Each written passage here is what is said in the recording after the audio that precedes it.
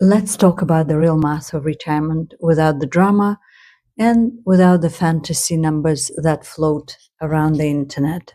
After my own retirement, I learned firsthand that the biggest shock isn't just emotional, it's also financial clarity.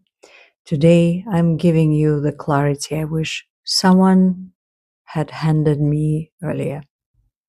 If you're looking at these numbers and thinking, I'm nowhere near that, you're not alone. Most people approaching retirement are short, even professionals, even homeowners, even people who did everything right. Here's the truth. Retirement is a structure, an equation. Your city, housing, taxes, income streams, all of these shift your number more than raw savings even could.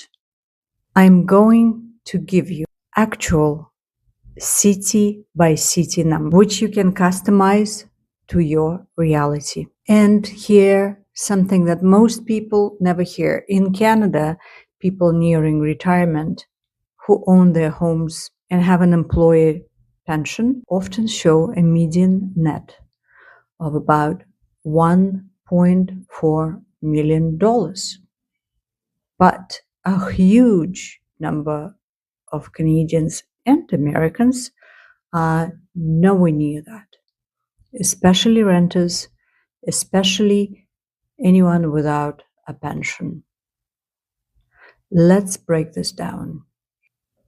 To break down your number, you don't start with common assumptions of what people say you need.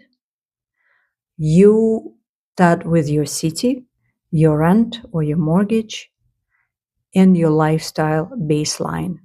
We're going to look at Toronto, Vancouver, New York City, and Los Angeles as examples. And we'll compare low income versus median income because the gap is very real, and real options if you feel left behind. Think of it like this. Here's the math. You customize it to your reality. Typical single person in Toronto needs approximately rent, one bedroom, $2,500 to $2,800, groceries, $500 to $600, transportation, $150 to $200, utilities, internet and phone, $300 to $350, health costs plus personal, $300 to $400, monthly total roughly $3,800 to $4,300, annually $45,000 to $52,000 Canadian dollars.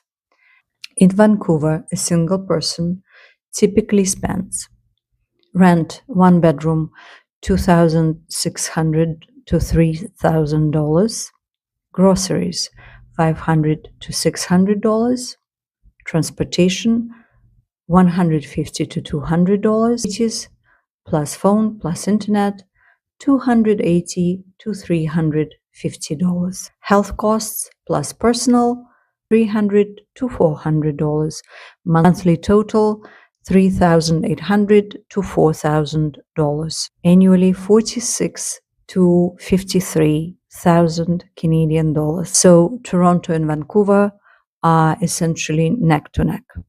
New York and Los Angeles, rent, one bedroom, $3,000 to $3,500, groceries about $450 to $550,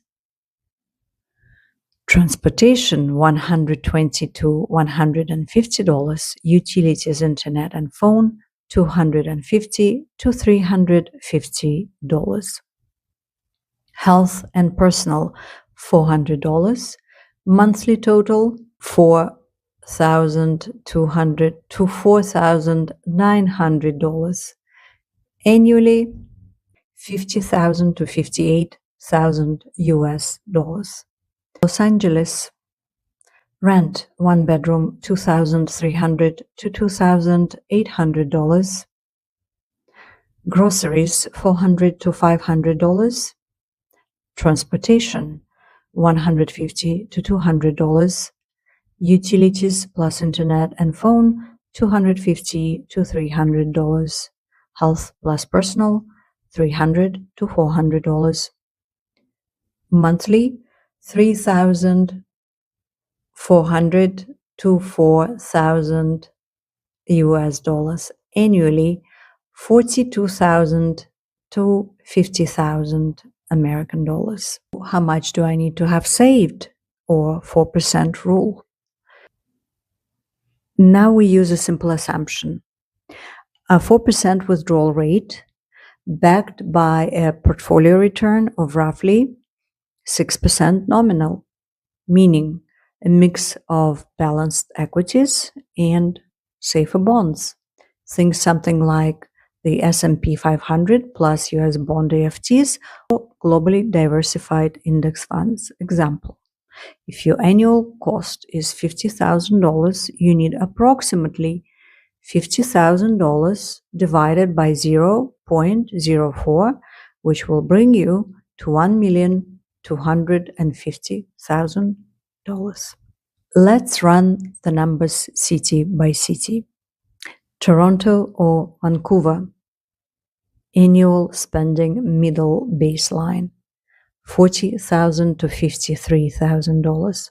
Required nest egg, $1,150,000 to $1,325,000 Canadian. New York, annual $50,000 to $58,000. Required nest egg, $1,250,000 to $1,450,000 US.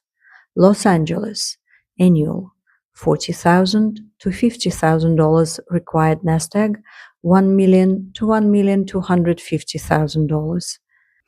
And if these numbers made you realize that your city is financially working against you, then video number 4 is going to be for you, because it's all about geo arbitrage.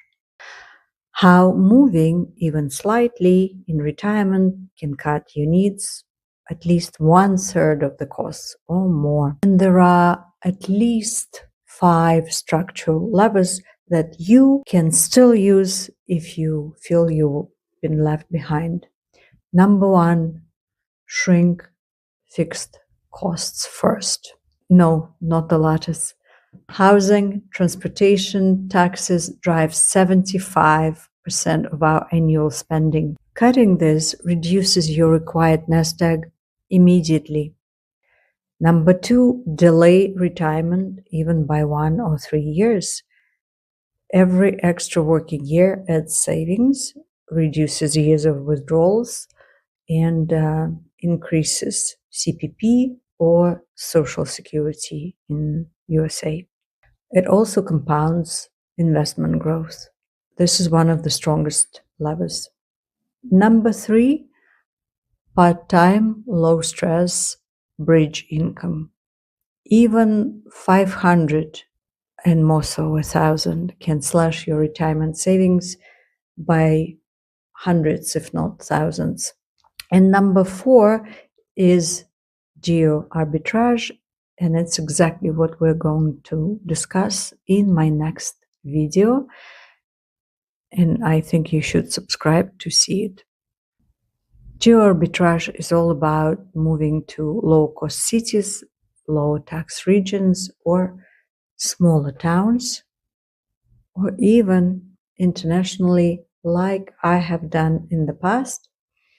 So I'm going to share with you how it felt, and hopefully it will shed the light on the geo arbitrage for you. This changes math instantly.